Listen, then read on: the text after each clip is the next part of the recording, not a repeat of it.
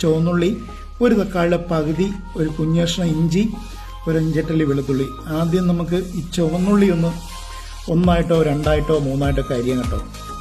ഒരു പകുതി തക്കാളി മതി, നമ്മുടെ മപ്പാസിന് തക്കാളിയുടെ കൂടുതൽ ആവശ്യമില്ല. അപ്പം ഈ ചുവന്നുള്ളിയും ഈ തക്കാളിയും നമ്മുടെ മിക്സിയുടെ ജാറിലേക്ക് ഇടുക. മല്ലിപ്പൊടിയാണ് നമ്മുടെ ഈ മപ്പാസിൻ്റെ കേമൻ.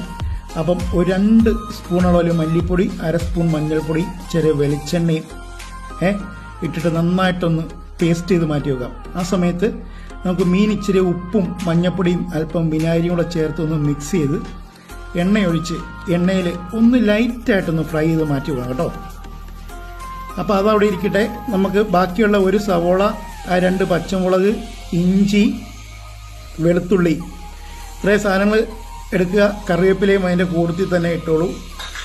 അപ്പോൾ നമുക്ക് എണ്ണയൊഴിച്ച് എണ്ണ ചൂടാകുമ്പോഴത്തേനും മീൻ ഓരോ പീസായിട്ട് ജസ്റ്റ് ഒന്ന് ഷാലോ ഫ്രൈ ചെയ്തിട്ട് മാറ്റിയെടുക്കുക കേട്ടോ. കൂടുതൽ അങ്ങനെയൊന്നും ഫ്രൈ ചെയ്യണ്ട. മോദ അതിൻ്റെ വല്ല എല്ലാം വേണം കേട്ടോ. കരിമീനും ഈ രീതിയിൽ തന്നെ നിങ്ങൾക്ക് ഉണ്ടാക്കാം കേട്ടോ. അടിപൊളിയായിട്ട് ഉണ്ടാക്കാം.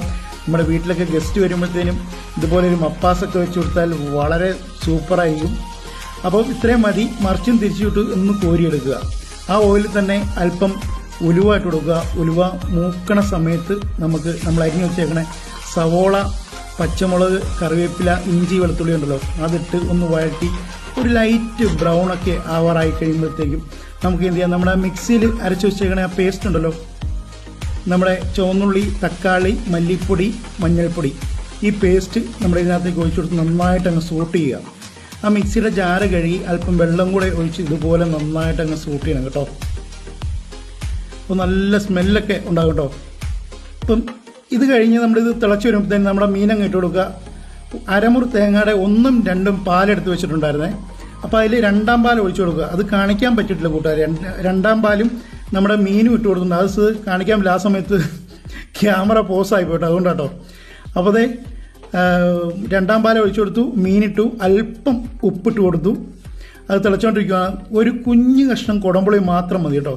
നമ്മുടെ ഈ മപ്പാസ് എന്ന് പറഞ്ഞൊരു ഡിഷിന് അധികം പുളിയുടെ ആവശ്യമില്ല. ലൈറ്റായിട്ട് നമ്മുടെ ഫിഷ് മോയിലിയുടെ ഒക്കെ ഒരു രീതിയിൽ വേണം. ശരിക്കും നമ്മുടെ മസാല എന്ന് പറഞ്ഞാൽ, മപ്പാസിൻ്റെ മസാല എന്ന് പറഞ്ഞാൽ മല്ലിപ്പൊടി, മഞ്ഞൾപ്പൊടി, കുരുമുളക് പൊടി, ഇത്രയേ ഉള്ളൂ. അപ്പം തിളച്ച് വരുന്ന സമയത്ത് 1 സ്പൂൺ കുരുമുളക് പൊടി ഇട്ട് കൊടുത്താൽ കണ്ടല്ലോ.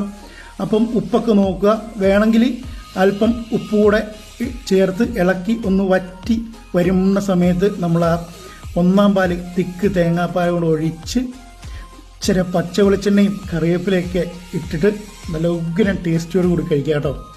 നല്ല സൂപ്പർബ് ടേസ്റ്റ് കേട്ടോ. കരിമീനായാലും ആവോലിയായാലും മത്തിയായാലും ഈ ഒരു രീതിയിൽ വെച്ച് നോക്കൂ.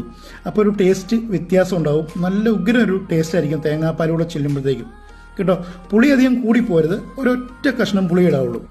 അപ്പോൾ ശരി, കൂട്ടുകാർക്കൊക്കെ ഇഷ്ടപ്പെട്ടെന്ന് വിശ്വസിക്കുന്നു. ഇഷ്ടപ്പെടുവാണെങ്കിൽ അടുത്തുള്ള കൂട്ടുകാർക്ക് കൂടെ ഒന്ന് ഷെയർ ചെയ്ത് കൊടുത്തേണേ. എന്നാൽ ശരി, എന്നാൽ അടുത്ത വീഡിയോ കാണാവേ. താങ്ക്